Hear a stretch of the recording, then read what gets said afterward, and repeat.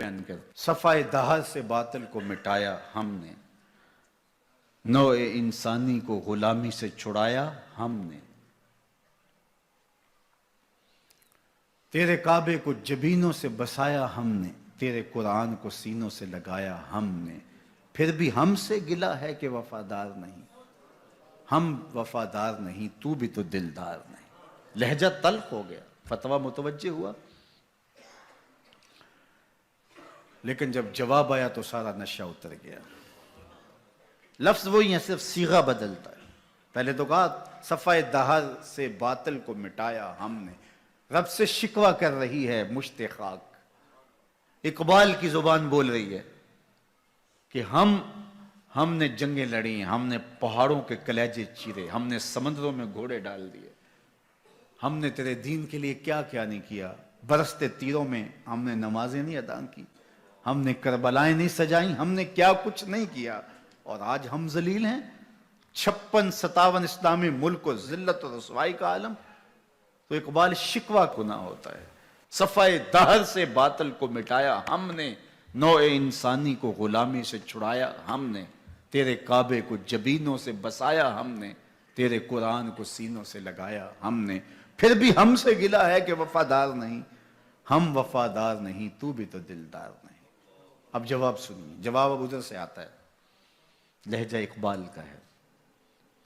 وہی لفظ ہے، صرف صیغہ بدلتا ہے، آواز آ رہی ہے۔ صفائے دہر سے باطل کو مٹایا کس نے، نوع انسانی کو غلامی سے چھڑایا کس نے، میرے کعبے کو جبینوں سے بسایا کس نے، میرے قرآن کو سینوں سے لگایا کس نے، تھے تو آبا وہ تمہارے ہی مگر تم کیا ہو،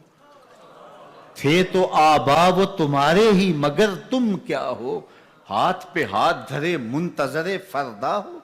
ہر کوئی مست مئے ذوق تن آسانی ہے، تم مسلمان ہو یہ انداز مسلمانی،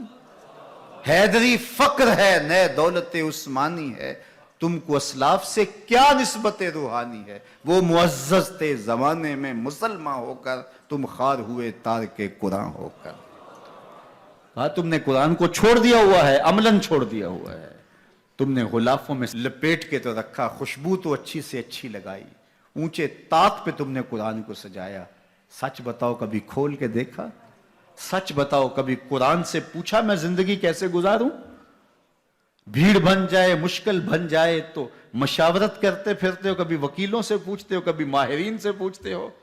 کبھی کسی سے پوچھتے ہو بتاؤ میں کیا کروں، کبھی قرآن سے بھی پوچھا میں کیا کروں،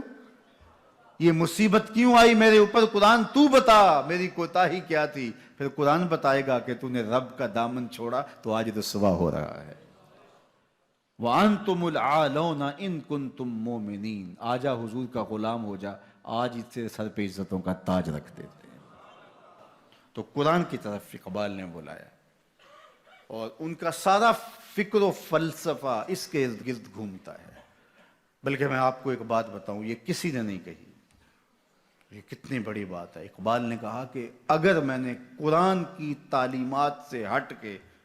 ایک حرف بھی کہا ہو تو قیامت کے دن حضور کے قدموں کا بوسہ نصیب نہ ہو،